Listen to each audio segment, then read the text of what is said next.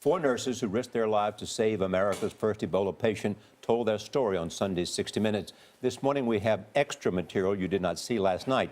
Thomas Eric Duncan died of the disease 10 days after he was admitted to Texas Health Presbyterian Hospital. Scott Pelley found in his 60 Minutes interview that many of those nurses and their families were ostracized for simply doing their job. Are any of you, all of you, still self-monitoring for signs of infection? I am. You are? Yes. You're still within the 21-day window? For Mr. Duncan, I'm past my 21-day period, but for Nina Pham, I'm still being monitored. I've been asymptomatic.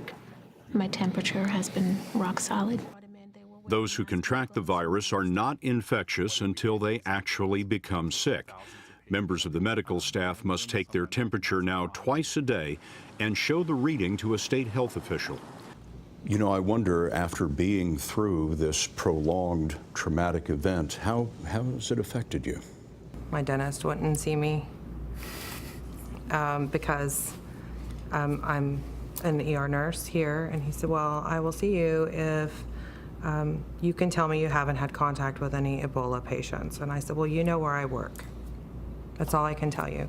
And he said, well, maybe we need to reschedule for December. I had a pleasant but 15-minute long conversation with the director of medical services for my child's school district because I don't think they were angry or anything like that, but the principal had received numerous concerned phone calls that, somebody that works at that hospital has, a child in the school, and what are you doing about it?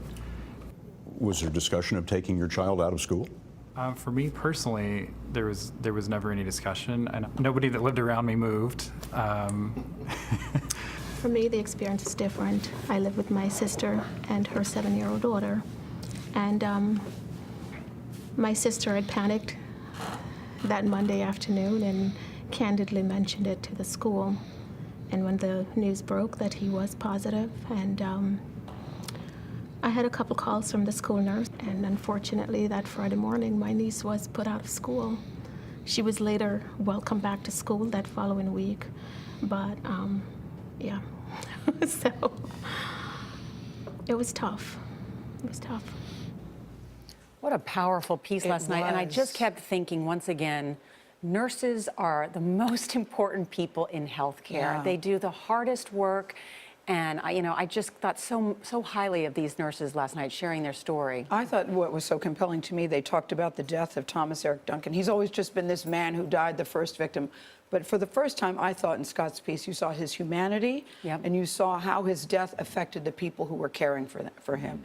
It was very, very, very powerful and very tough to watch. Yeah, it really does put a human face and human emotion. That's right, Charlie. on the story. My heart opened up again. Absolutely, absolutely.